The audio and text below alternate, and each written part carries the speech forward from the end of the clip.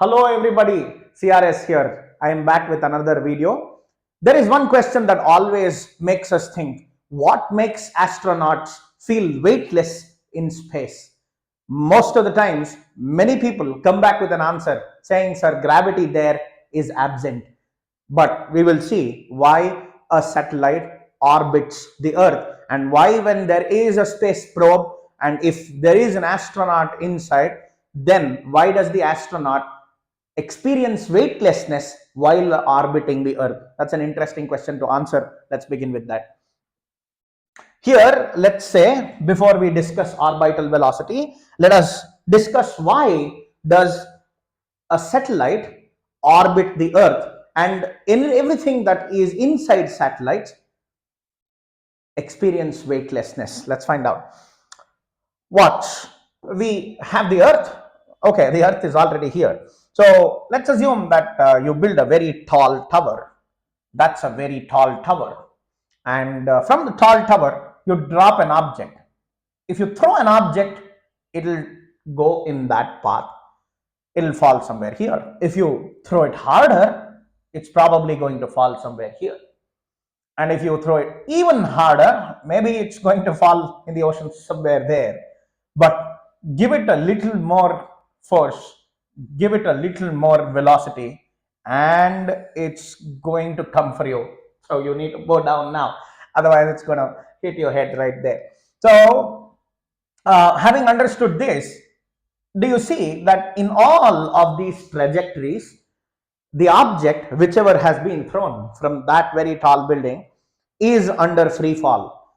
And when one is under free fall, the person doesn't experience his weight. Everything that is under free fall does not experience its weight. Now, a satellite or any object that is orbiting a planet is trying to fall onto the surface of the planet, but the surface itself is curving at the same rate as that of the satellite itself. So instead, it doesn't get an opportunity to fall to the surface, and because of which the satellite falls forever. This process of falling forever is what is orbiting. So that's a very important idea. So you need to understand that there is, to be very frank with you, if you have a near Earth satellite, there is not a lot of difference between the amount of acceleration due to gravity at the surface and the acceleration due to gravity at that particular point where the satellite is orbiting. There's not too much difference. So the gravity is almost the same as that it is on the surface of the Earth.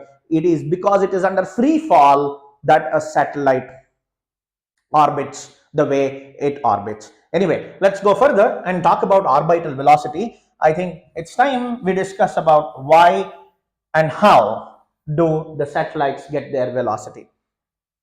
Let's assume that you have a satellite that is orbiting the Earth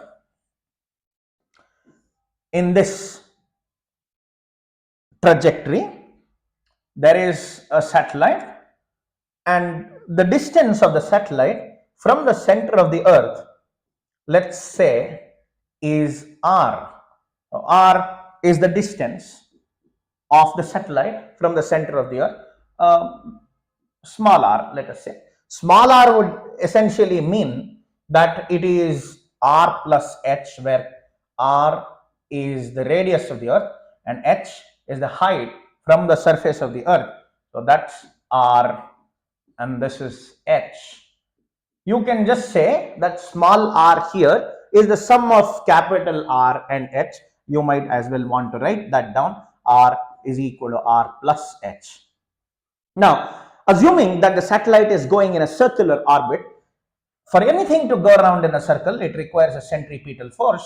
mv square divided by r is the centripetal force, and that centripetal force is being provided by gravitational force between the two bodies, m being the mass of the satellite and capital M being the mass of the Earth. So we have mv square divided by r equal to g m divided by r square. So do you see, r and square gets cancelled. We have small m and capital M getting cancelled. We have v square equal to g m divided by r, or v can be written as root of g capital M divided by small r, but we know small r is r plus h, so you can write that, and that becomes your equation for orbital velocity. This can also be written in terms of small g, which is acceleration due to gravity. If the height of the satellite is very small when compared to the radius of the earth, you can just let that h go. So we have v equal to root of g capital M divided by r. Multiply and divide by r, it becomes gmr divided by r square. Gm by r square is the acceleration due to gravity's equation. So we have root of g times r. That's another way of presenting the same thing. And this equation would only be valid if this condition is satisfied. If this condition is satisfied, then you can use this equation. Otherwise, you must be very, very careful about how to use it. But anyway, the equation that's written out here can be used for all satellites. So with this knowledge, let's try and solve a problem as usual. We have a question out here. An Earth satellite of mass m revolves in a circular orbit at a height h from the surface of the Earth. So the small r is r plus h from the previous question. I mean, from the previous slide, from the understanding of the previous slide. The radius of the Earth, r is the radius of the Earth, and g is the acceleration due to gravity at the surface of the Earth. The velocity of the satellite in the orbit is given by, but the question does not say that h is very small when compared to r or anything like that. Let's try and answer this question. We have the orbital velocities equation being written as gm divided by r plus h. But do you see there is no such option out here? There is only one option which got a root, the other options do not have a root. But we will have to see if that is one of the options. How do you do that? Very simple. We have to pull r as a common factor. If you did that, you will have gm divided by r pulled out as a common factor. You will have 1 plus h divided by r in the denominator. Now, I'd like you to multiply and divide by r inside the root. Now, what would happen is gm by r square becomes small g. When this becomes small g, there is an r in the numerator, and then there in the denominator you have 1 plus h divided by r. You can simplify this. Just take the LCM. If you take the LCM, this equation becomes gr divided by r plus h divided by r. The r here is in the denominator of the denominator. It would go to the numerator. So you have root of gr square divided by r plus h. That's the answer you would get. And that's quite easy to note that it's option D. Of course, the other equations here, the other equation that you derived in the previous one was not useful. You can't write root of gr because h is not given in the question to be smaller than r. Anyway, having answered this question, let us look at the next concept, time period. Now, time period is the amount of time taken by a satellite to complete one revolution around the Earth. Now, let's try to figure out how to calculate the time period. And there is a surprise waiting for you. Let's try to figure that out. We have the Earth, and around the Earth, there is a satellite revolving. There's a satellite revolving. And the amount of time taken for it to orbit once is, let us say, capital T. The mass of the satellite is m. The center of the Earth is here, and the mass of the Earth is capital M. As we have seen, we will do exactly the same process here. The height of the satellite from the surface of the Earth is h, and the radius of the Earth is r. You can say that small r is the distance of the satellite from the center, and it is r plus h. It is also the radius of the circle around which the satellite goes. So having said that, the time period is essentially time, and time, my dear friends, is distance divided by speed. Distance that the satellite covers can be written as 2 pi small r, because that's the circumference of the circle around which the satellite is moving, 2 pi r, divided by speed. Speed is v. V is the speed with which the satellite orbits. We already have an understanding of what is v. V is root of gm divided by r. Let us substitute that there. When you substitute v here, you have 2 pi r multiplied divided by root of g capital M divided by r. Let this go to the numerator. You have 2 pi r being multiplied by r divided by g times m. When this r enters in the root, it becomes r square, right? It becomes r square. So we have 2 pi into root of r square is what happens to this r when it enters the root. And there's already an r inside. All that multiplied, it becomes r cube. So it becomes r cube divided by gm. This must definitely ring a bell, because this is not the equation that you're seeing for the first time. If you have watched some videos of a couple of videos in the beginning of this gravitation topic as such, you might have heard me speaking about Kepler's third law, and Kepler's third law said that the square of the period of revolution, you simply square this equation and identify the constants. 2 pi is a constant, g and m are constants, so we have t square proportional to r cube. This gets us to Kepler's law. That's Kepler's law of planetary motion. That means all these equations which we are writing for a satellite are not just equations that are valid for the satellite. The same equations are valid for the planets around the sun as well. Now that's an interesting thing to note. Let's go further. This is the understanding about time period of a satellite around the Earth. Let us look at a question based on this. A satellite which is geostationary satellite is a satellite which goes around the Earth once when the Earth is rotating once. So the time period of such a satellite is 24 hours. Let's look at this. In a particular orbit is taken to another orbit. Its distance from the center of the Earth in a new orbit is 2 times that of the earlier orbit. So the question says that the radius of the orbit in the second case is twice the radius in when compared to that of first case. What is the time period of the planet in that orbit? That's the question to you. But that's the question. I think we have just now written an equation for time period. You can just employ the proportionality that we just wrote. T square, dear friends, is directly proportional to r cube.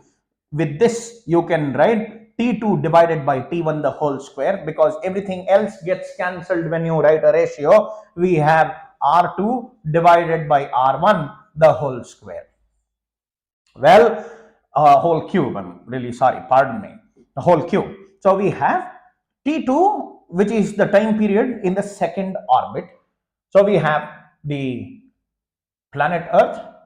This is the first radius, and that's where you want to push the satellite.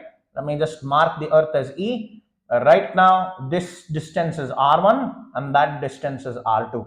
And that is the situation. You have T1 divided by T2 divided by T1. T1, my dear friends, is 24 hours because it's a geostationary satellite. The whole square equal to R2 is essentially twice R1 divided by R1. We have R1 getting cancelled. The whole thing is cube. When that is the case, let us solve this. We have T1, T2 divided by 24, the whole square, is equal to 2 cube, that's 8. If you take a square root here, let's just take a square root here. T2 divided by 24 would be equal to root of 8 is to root 2. You can write it as 2 times root 2. Well, what would T2 be? T2 would be 24 into 2, that's 48 multiplied by root 2 hours. Now it would take 48 root 2 hours, and 48 root 2 hours is option B. Now that's how you would solve that question. A similar question was also solved in Kepler's third law, but of course this is a bigger insight. Let's continue. Let's talk about energy of a satellite. Now a satellite has two kinds of energy. One, because it's revolving, it's moving, it's got kinetic energy. In addition to that, it's got potential energy. Potential energy is always negative because it's not the amount of energy the satellite has, it is the amount of energy that the satellite does not have. That's the amount of energy it has lost in coming from infinity to that point. We have learned about that in gravitational potential. Having understood this, let us write down an equation for kinetic energy of the satellite. So we have the Earth out here, maybe any planet for that matter, and around it you have a satellite. Okay, so around it you have a satellite. Sorry. All right. You have a satellite going around the planet. Let's say the radius of the planet is r and the radius of orbit is small r. Of course, the rest of the height is going to be h. Everything would be great if we can express in terms of r, but deep in our hearts we know that r is simply r plus h, right? Because it's moving with a kinetic energy, the kinetic energy associated with the satellite, let's say, is k, and k is as easy as half mv square, because that's the kinetic energy of any object that's moving. Having understood that, we already know what is v. V is the speed of the satellite around the planet, and it's root of gm divided by r. Let's substitute that. We have half m. When you square it, root of gm divided by r, the whole square, gives you gmm divided by 2 times r. This is the equation you arrive at. Now going further, you can also calculate the potential energy. The potential energy is U. The U is obviously it is at a distance r. So the potential energy would be minus G m divided by r. That's the potential energy. The total energy of the satellite is simply the sum of kinetic energy and potential energy. Well, when you sum these two, something interesting happens. Let's find out. We have T equal to kinetic energy, which is G m divided by 2r minus G m divided by r. So there is half and then there is 1. So the answer for total energy is equal to, you see, minus G m divided by r. That's the total energy of a satellite divided by 2r. Sorry. So T is equal to minus gmm divided by 2r. Now it's time for understanding these equations. Let's do some logical deductions now. We have the expression for total energy of the satellite. The expression for total energy of the satellite resembles the equation for kinetic energy. Do you see here? That's the equation for kinetic energy, and the kinetic energy is a positive gmm by 2r, but the total energy is a negative gmm by 2r. That would simply mean you would obtain kinetic energy if you simply stick a minus sign to kinetic energy. Now that's a very important understanding. Let's also look at this. The total energy, by the way, which is minus gmm divided by 2r, is related to the potential energy. If you just multiply total energy by 2, if you multiply the total energy by 2, 2 and 2 would get cancelled, and you will get gmm divided by r, which is the potential energy. So if you multiply total energy by 2, you get the potential energy. Now that's crazy, because you have potential energy being twice the total energy, and this is something that we got to understand. You can just pop up now and say, CRS, how is that possible? Because potential energy is supposed to be less than total energy. If you multiply the total energy with 2, don't you think the potential energy becomes greater than total energy? I think we must now hold our horses. My dear friends, we must not forget that the total energy is not a positive energy. It's a negative energy, which means that it's not the amount of energy that is present with it, it's the amount of energy that would be absent with it. That's the amount of energy it has lost if it were in infinity. So when that is the case, my dear friends, when that is the case, the minus sign, because there is a minus sign, if you multiply it but with 2, if you multiply it with 2, it becomes more negative. When a number becomes more negative, it simply means it has become lesser. So the potential energy is twice as less as the total energy. So it's not more, it's lesser. So now things fall in place. You have an understanding of how energy of a satellite is calculated. Having understood this bit, let's try to solve a question. This is an easy question to tackle. We have the correct graph for representing the variation of total energy, kinetic energy K, and potential energy U of a satellite with its distance from the center of the earth is, we must realize that the total energy is negative, potential energy is negative, kinetic energy is positive. With this particular understanding, you see the potential energy also depends as 1 by r. So it cannot be a straight line, that the total energy is also not a straight line. So we have option C, which is the correct answer. With distance, all the energies will vary as shown in the graph. So having realized this, let's answer another important question. So there is a minus sign in the total energy. What is that minus sign trying to tell us?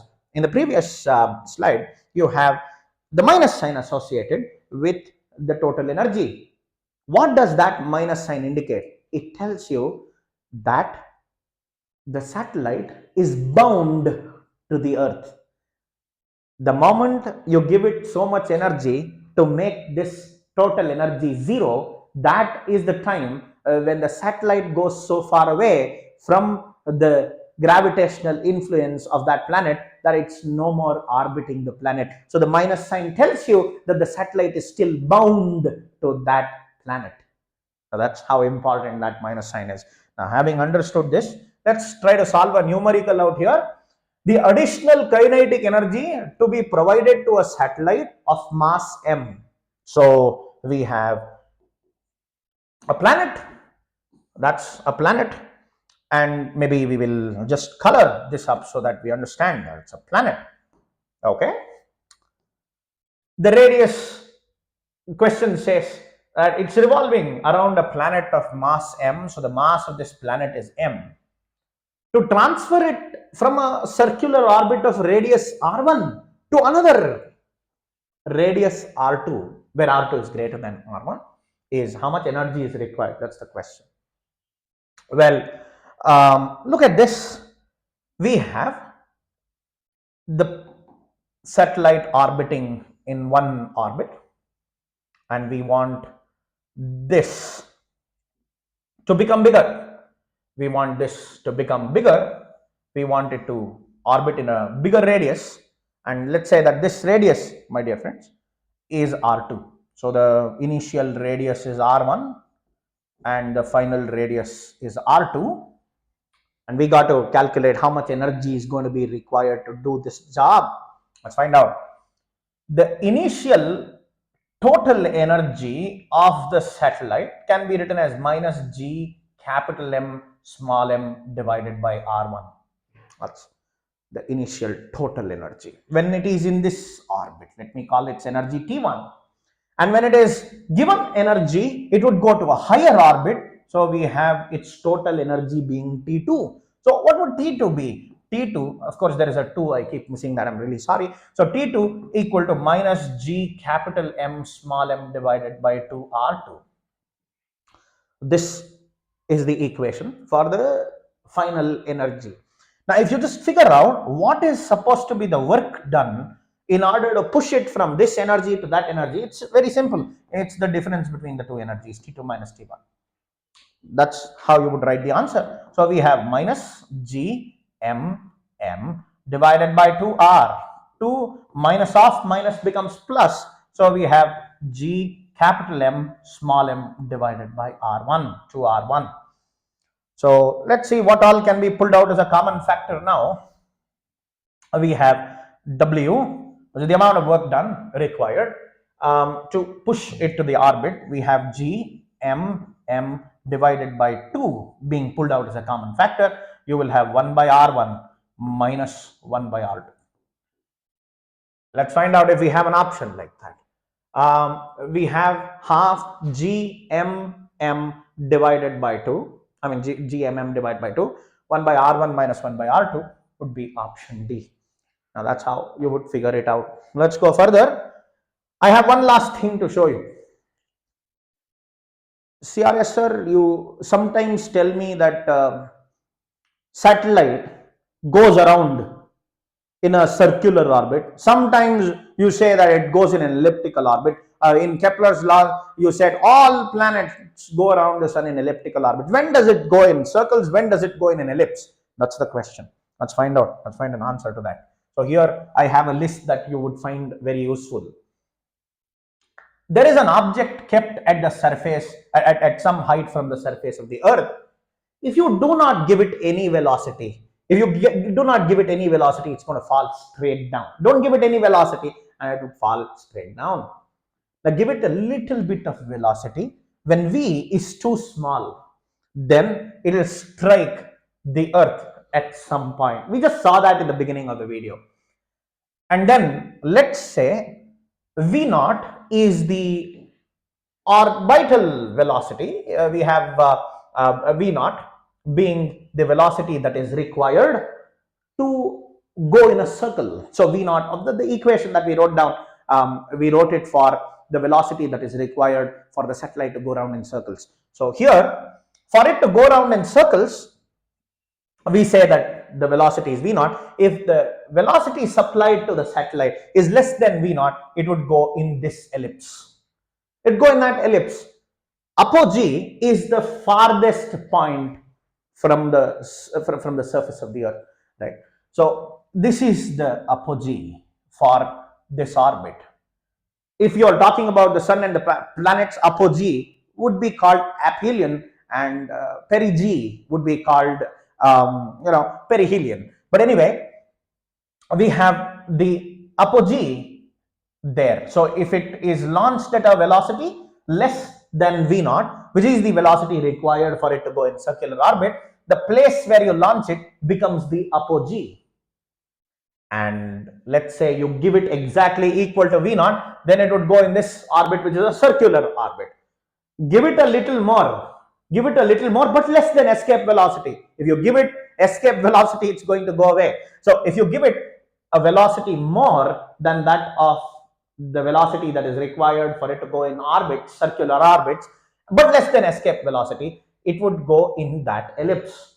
But now the change is that the point where you launch the satellite from that place is going to be perigee, which is the nearest point to the Earth's surface, and it's going to go far, keep orbiting in that ellipse. Now give it an escape velocity. If you give it an escape velocity, then it would simply go out of the Earth's orbit, but when it goes to infinity, it would just stop. So I've written that the path is parabolic when the V, the velocity you give it, is equal to escape velocity. But then if you give it a velocity greater than that of escape velocity, its trajectory is going to be hyperbolic. So this is all about satellites.